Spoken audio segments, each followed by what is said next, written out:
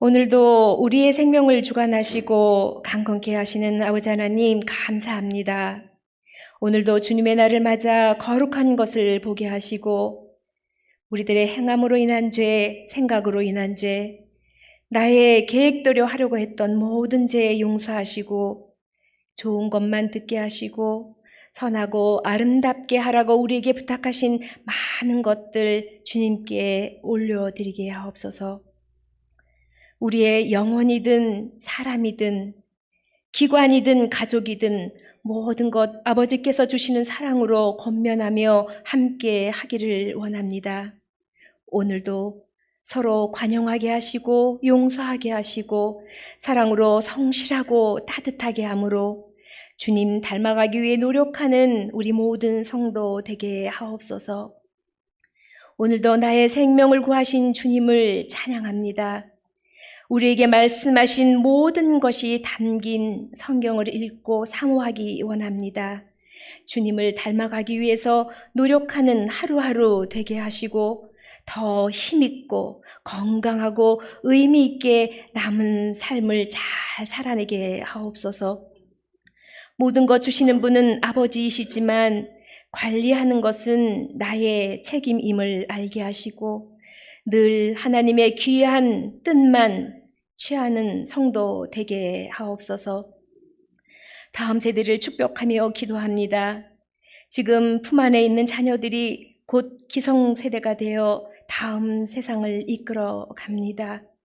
아이들이 어른이 되었을 때 아름답고 정의로운 리더가 되도록 기도로 함께 양육하는 성도 되게 하옵소서. 말로만 하는 어른이 아니라 행동으로 본이 되는 어른이 되게 하시고 책망보다는 칭찬으로 가르침보다는 동행함으로 우리의 삶이 살아있는 교과서가 되게 하옵소서. 하나님을 사랑하고 순종하는 하나님 자녀 되어 하나님이 자신의 주인임을 알게 하옵소서. 6월은 보훈의 달입니다. 우리가 살고 있는 이 대한민국, 이 땅, 침략과 흔적과 상처에서 자유롭지 못합니다. 아버지, 긍휼히 여기시어서 이 나라를 사랑하며 기도로 품는 새로운 꿈이 우리에게 넘치어 이 땅에서 아버지께서 베푸신 기적이 다시 새롭게 일어나기를 간구드립니다. 기도의 힘으로 다시 일어서는 선교의 대국이 되게 하시고 아버지 하나님, 저희들 늘 기도로 함께하는 우리 모든 성도 되기를 원합니다. 캄보디아 선교팀도 기도로 잘 준비하며 무엇을 하든 주를 향한 마음의 중심 흐트러지지 않게 하시고 주님의 사랑으로 그들의 마음을 어루만지는 하나님의 사람 되기를 기도드립니다. 오늘도 우리 예배의 시간마다 사모함으로 모인 우리 성도들 얘기지 못한 어려움 당할지라도 감사함으로 이길 수 있는 힘 허락하여 주시고 늘 말씀으로 영의 양식을 공급하시는 목사님과 교육자님들 축복하시고 모든 순간 온 마음 다하게 하시고 주시는 말씀의 주님과 더욱 가까워지는 우리 모두 되게 하옵소서. 다시금 우리 세상 가운데 나아가지만 거룩함으로 하나님 자녀 되기를 구합니다. 이 모든 말씀 나의 모든 것 되시는 예수 그리스도의 이름으로 기도드립니다. 아멘.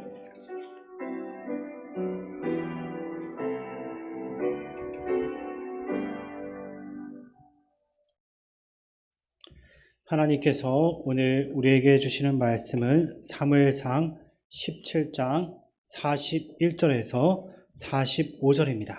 구약 성경 437쪽입니다.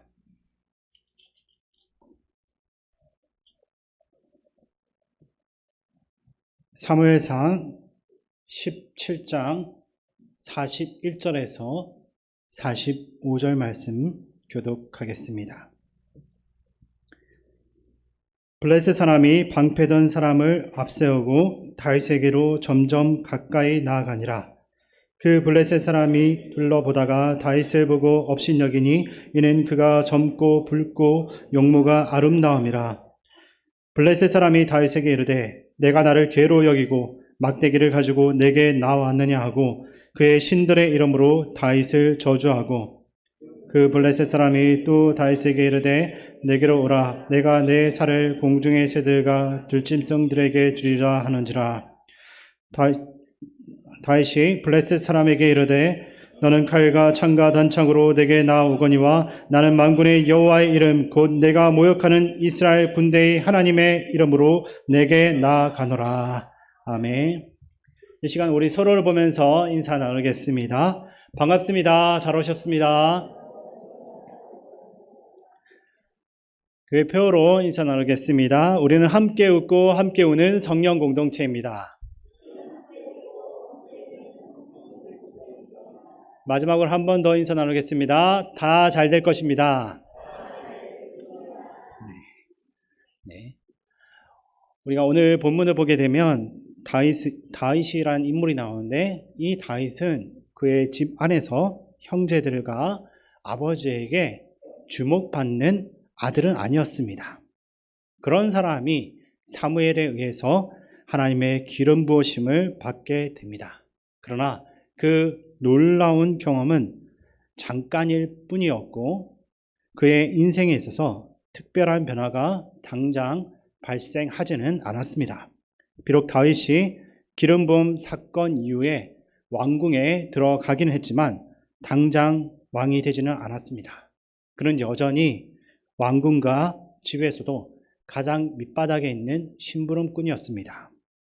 하지만 이제 오늘 발생하는 이 사건 이후부터는 이러한 다윗의 위상이 180도 달라지게 됩니다. 그리고 이 사건은 다윗을 이스라엘 전체에서 유명해지게 만드는 중요한 계기가 되는 것입니다. 본문이 발생한 배경 속에서 블레셋이 또다시 이스라엘을 침략한 것을 우리는 볼 수 있습니다.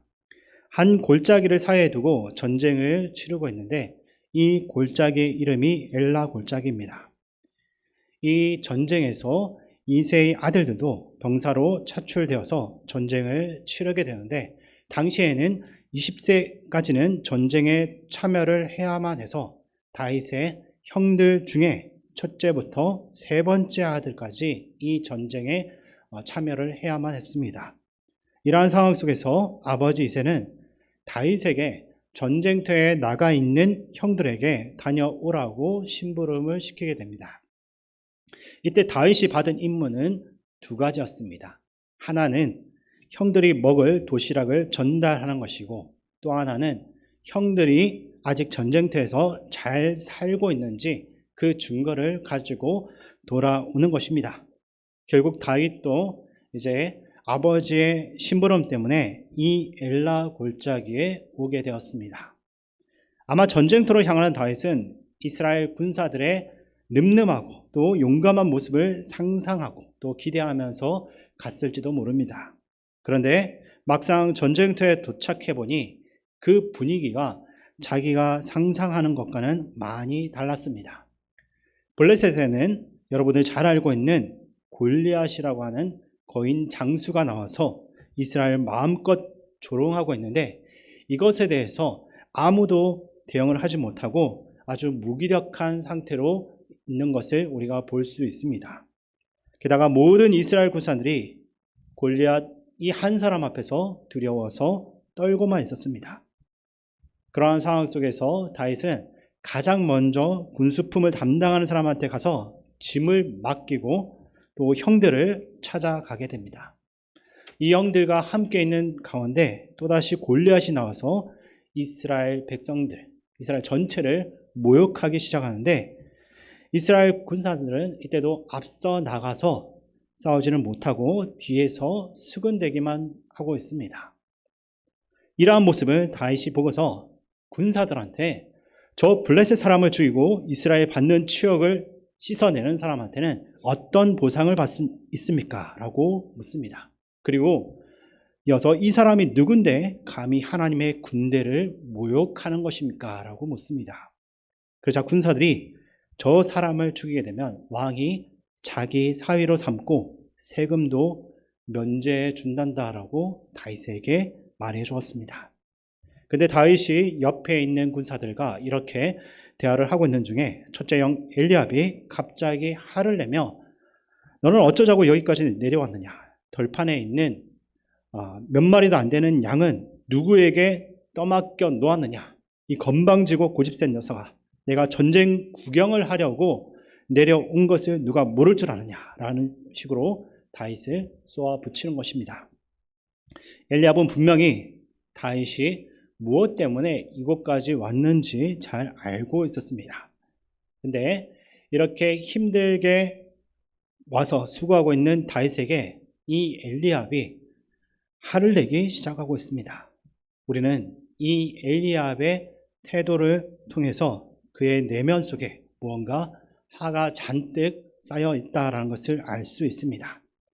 근데 사울에게 아마도 그가 사울에게 가졌던 분노였을지도 모르겠는데 어쨌든 정확하지 않지만 아마도 앞에서 이스라엘 마음껏 조롱하고 있는 골리앗이 분노의 대상일 것이다 라고 추정할 수가 있습니다.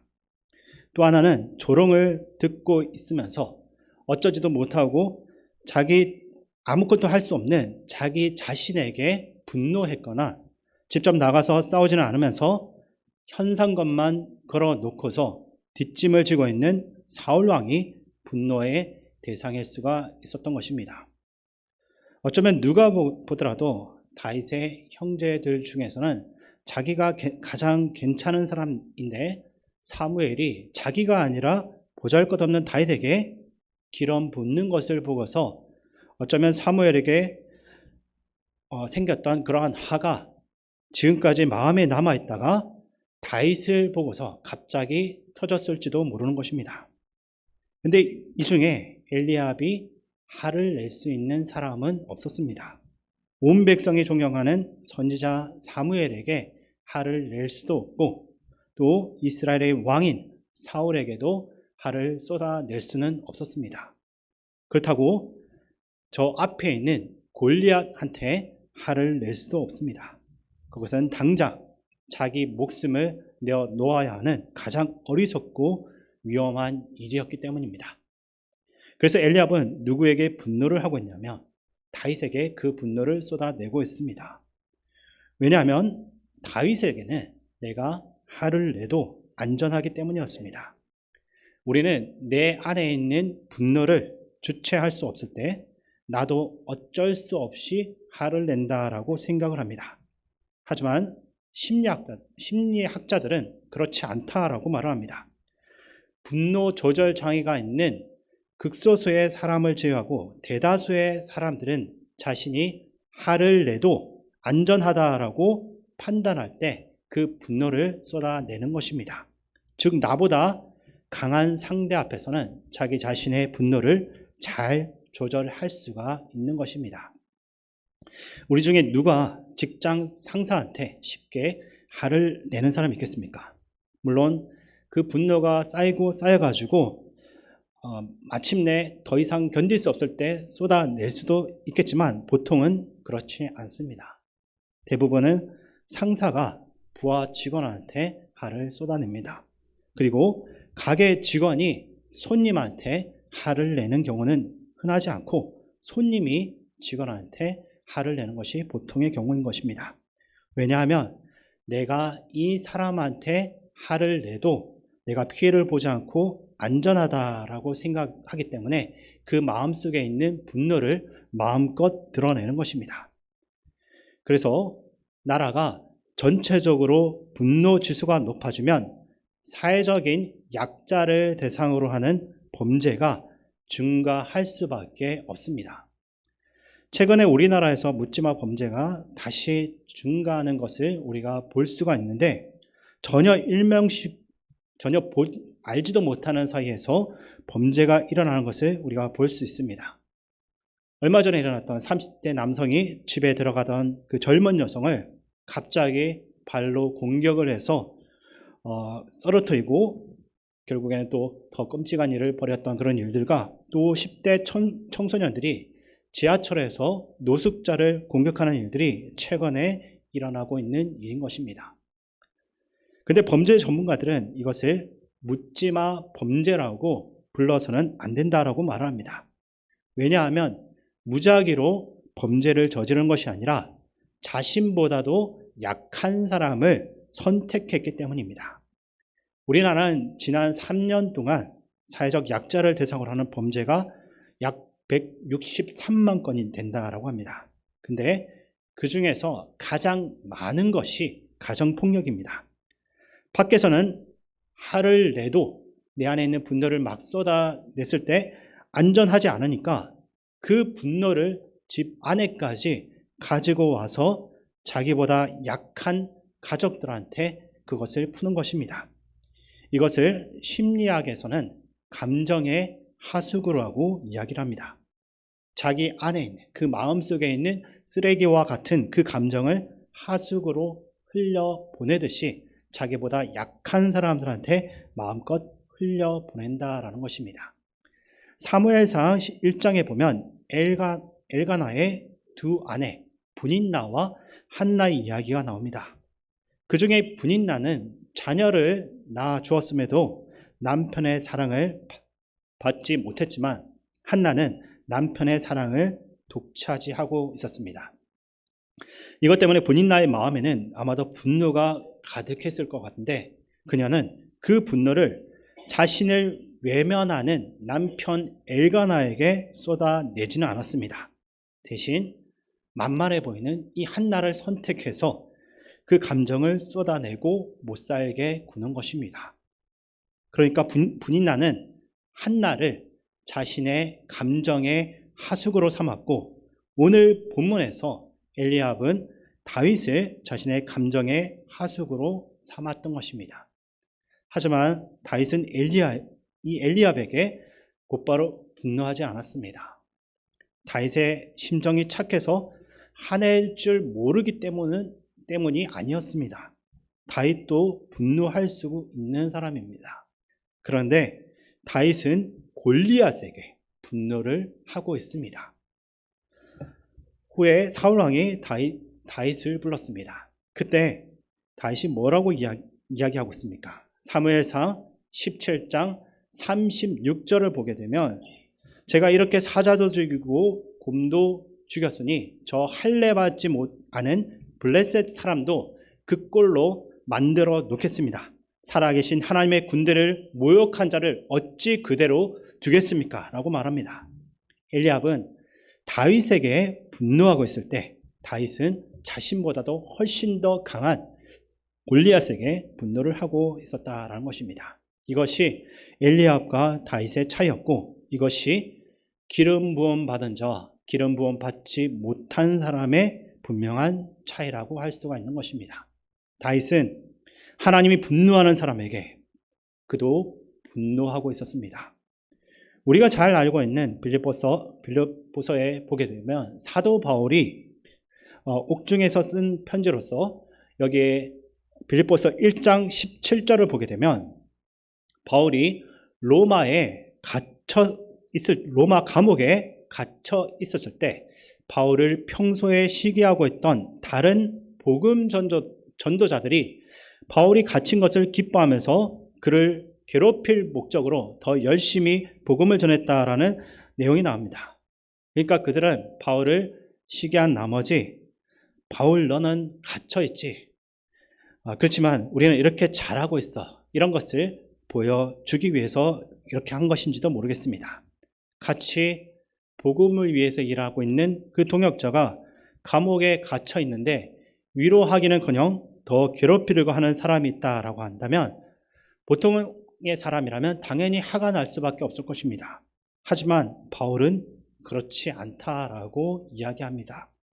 오히려 시기 질투함으로 인해서라도 복음이 전해지고 있으니까 나는 더 기뻐한다라고 바울은 이야기하고 있습니다. 그렇다면 바울은 화가 없는 사람인가 하면 또 그것도 아닙니다. 바울도 화가 많은 사람입니다. 그런 바울이 무섭게 화를 내는 대상이 있다라고 한다면 다른 복음을 전하는 사람들입니다. 그런 사람들한테는 아주 무섭게 분노하는 모습을 보입니다. 거짓 복음을 전하거나 율법을 지키고 할례를 받아야지만 구원을 얻는다라고 말하는 율법주의를 전하는 사람들한테는 바울이 크게 분노하는 것을 볼 수 있습니다. 사실 그리스도인들은 분노하지 않는 사람은 아닙니다. 그러나 우리에게 중요한 것은 분노하지 않는 것이 아니라 누구에게 분노하느냐가 더 중요한 것입니다.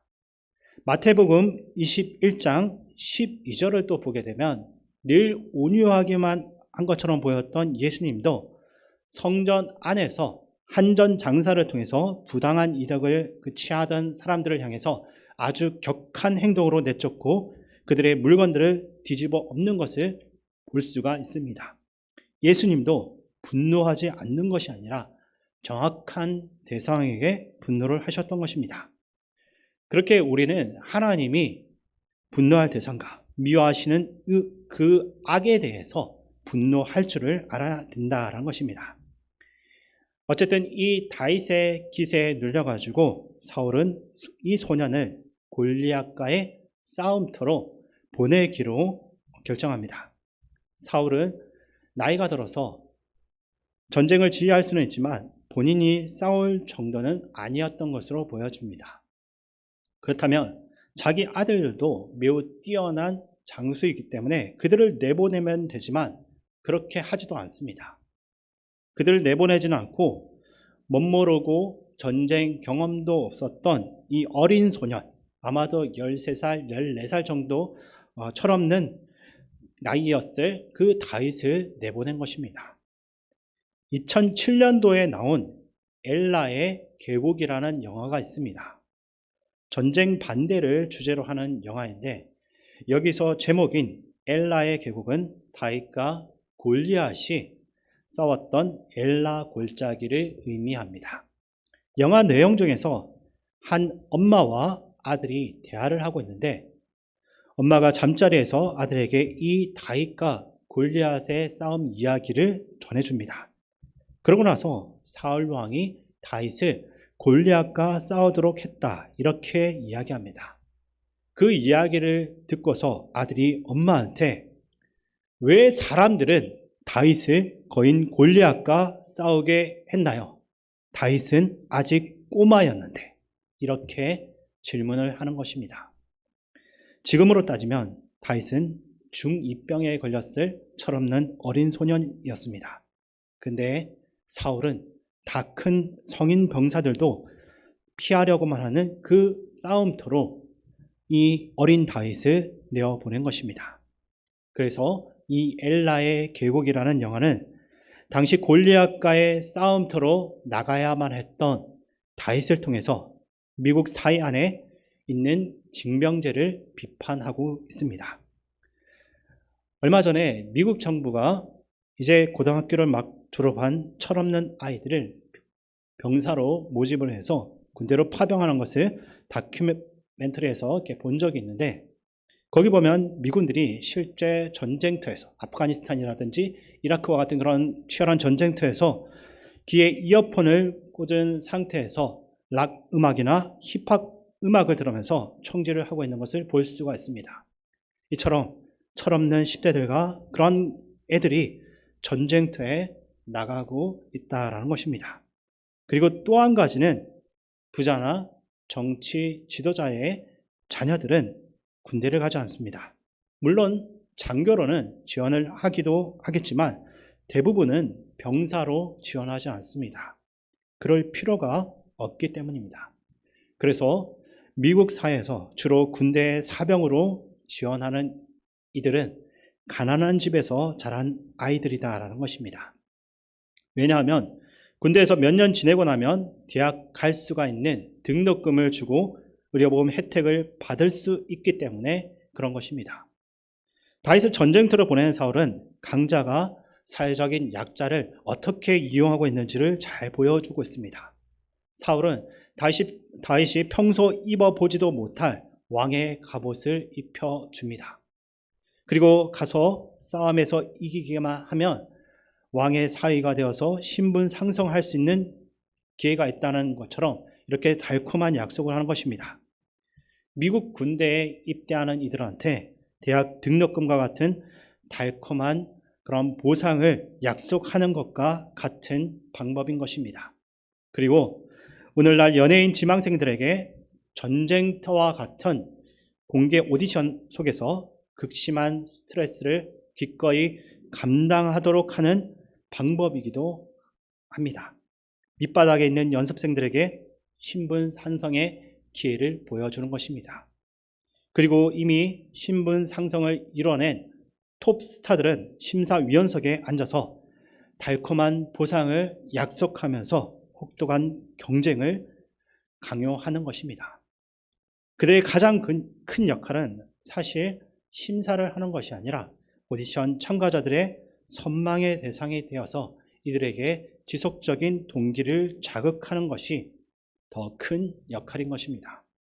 이런 모습은 어쩌면 노예들에게 자유민이라고 하는 더 높은 신분을 대가로 서로 싸우게 만들고, 이 모습을 통해서 시민들에게 오락거리를 제공했던 로마의 원형 경기장과 비슷하다라고 할 수가 있습니다.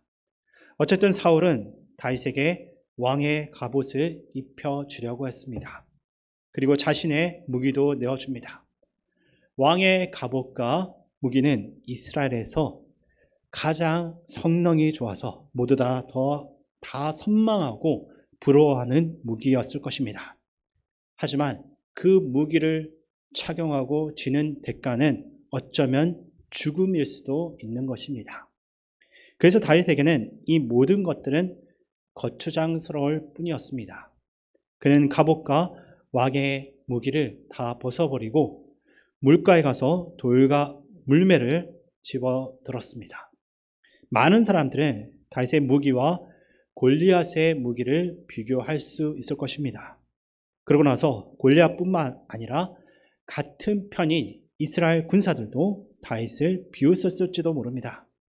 하지만 다윗에게는 이러한 타인의 시선은 아무런 문제가 되지 않았습니다.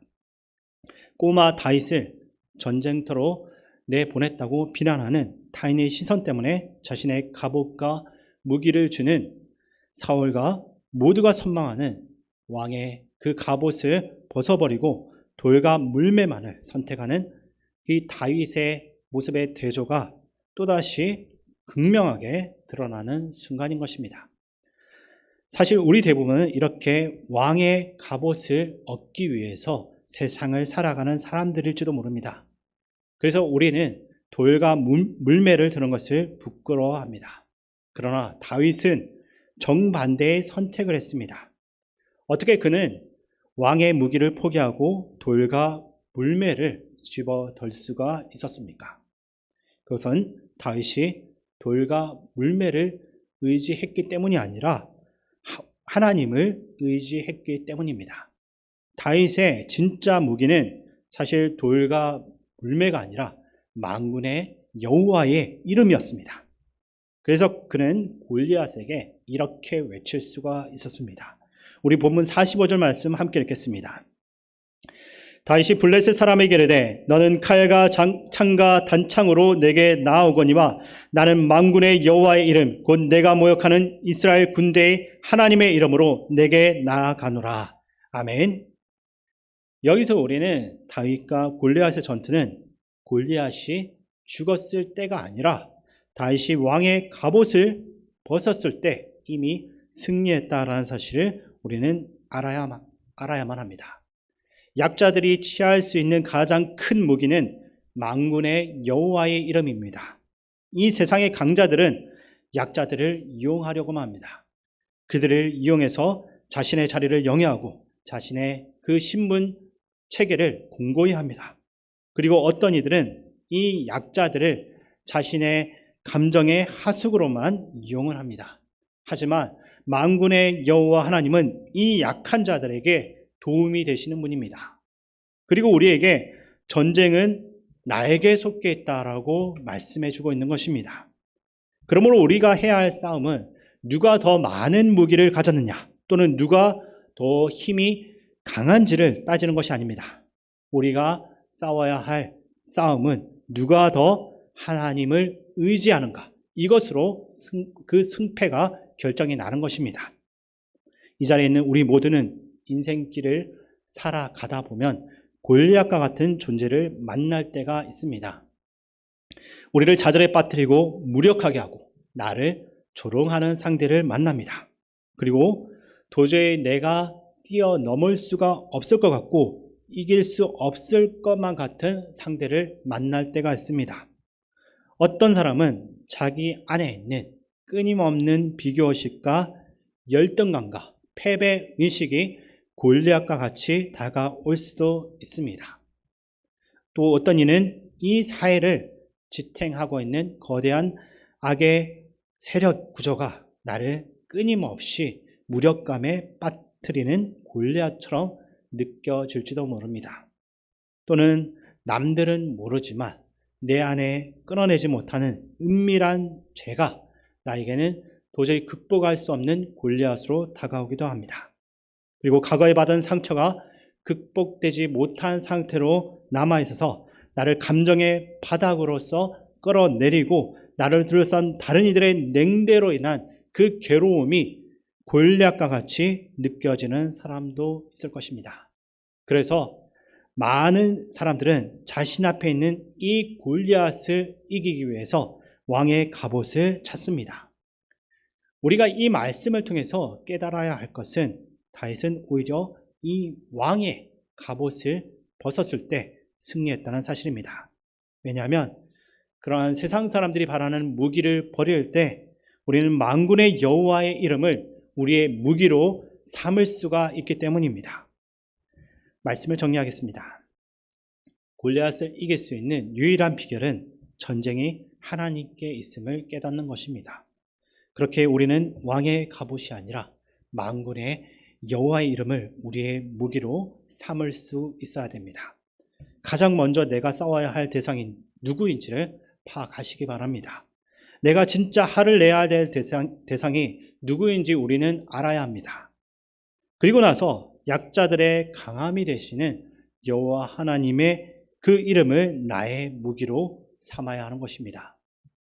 미국의 흑인 인권운동에 힘을 기울였던 인권운동가 마틴 루터킹 목사님은 백인 우월주의와 그 인종차별에 앞서가지고 가장 무력해 보일 수 있는 방법을 무기로 삼았습니다.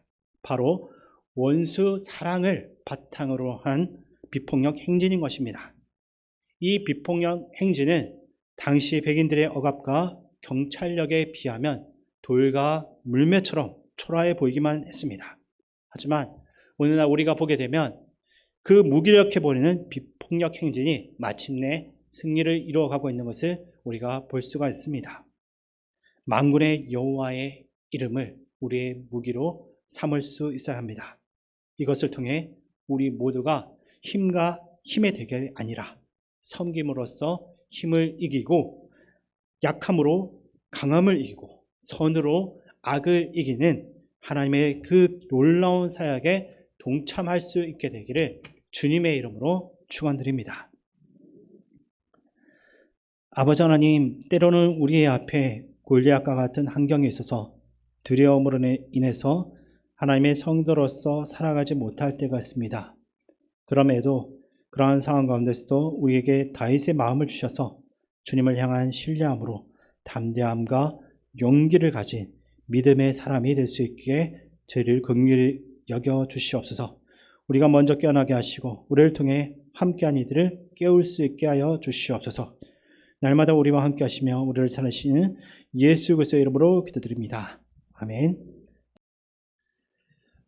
교회 소식을 말씀드리겠습니다. 이번 주간 대신방 계속 진행되고요. 7월 셋째 주일까지 신방을 하고 넷째 주일부터 더워지기 때문에 8월 말까지는 이제 한 주간 정도 중단하려고 합니다. 그리고 캄보디아 단기 선교팀이 지금 28명이 두 번째 교육을 받았고요. 앞으로 6번 또 토요일마다 교육을 받고 8월 7일부터 12일까지 가게 됩니다. 우리 청년들, 청소년들, 교사들만 가는 단기 선교가 아니라 우리 성도님들이 마음을 모으고 또 기도를 모아서 함께 하는 그런 단기 선교가 되었으면 좋겠습니다. 7월 우리 8월 여름성학교 또 수련회가 주보에 일정이 나와 있습니다. 위에서 기도해 주시고요. 이미 1부, 2부 때도 말씀을 드렸습니다만은 우리 1층 로비에 보면 우리 청소년들 또 아동부 어린아이들 그 사진과 기도 제목과 또 이름이 다 적혀져 있어요. 우리 다음 세대들 위해서 기도 많이 해주시기 바랍니다. 다음 주일은 이제 후반기 첫 번째 주일이면서 맥주 감사 주일로 또 지키게 됩니다. 이번 주 토요일 날 새가족 환영이 준비되어 있는데 우리 장로님들도 좀 참석 같이 해주시면 좋겠고요. 우리 새가족들 또 우리 교회 잘 정착할 수 있도록 기도 많이 해주시고 도와주시기 바랍니다. 우리 옆에 계신 분들 한번 이렇게 인사를 나누면 좋겠습니다. 하나님의 이름으로 승리할 수 있기 바랍니다. 네, 기도하겠습니다. 아버지 하나님 감사합니다. 우리 교회를 하나님께 사랑해 주셔서 61년 전에 이곳에 세워주시고 지금까지 한결같은 주의 사랑과 은혜로 인도해 주신 것을 감사합니다. 또 금년 전반기 주의 은혜로 보호하시고 인도해 주셔서 감사합니다. 하나님 새롭게 시작되는 7월 후반기 12월까지의 모든 삶의 예정을 주님께 맡기오니 주께서 은혜로 함께 하시고 보호하시고 역사하여 주시옵소서. 오늘도 이른 아침부터 이 시간까지 복음과 교회를 위해서 묵묵히 자리를 지키며 섬긴 종들을 기억하시고 저들의 섬김 속에 기쁨과 감격이 있게 하시고 늘 하나님의 영광을 드러내는 봉사와 섬김이 될 수 있도록 인도하여 주시옵소서. 또한 오늘 하나님께서 예배를 통하여서 우리에게 주셨던 말씀을 우리의 마음속에 새기고 세상 속에서 우리만 살아가지 않고 주님과 동행하며 주의 이름으로 승리하는 우리 모든 성도님들 다 될 수 있도록 인도하여 주옵소서. 지금은 우리 주 예수 그리스도의 은혜와 우리 아버지 하나님의 크신 사랑과 성령님의 교통하심과 역사하심과 인도하심이 우리 눈앞에 골리앗과 같은 문제가 있다 할지라도 두려워하지 아니하고 만군의 여호와의 이름으로 나아가서 승리하기로 결단한 모든 성도들 머리 위에와 교회 위에 이제로부터 영원토록 함께 하옵시기를 간절히 축원하옵나이다. 아멘.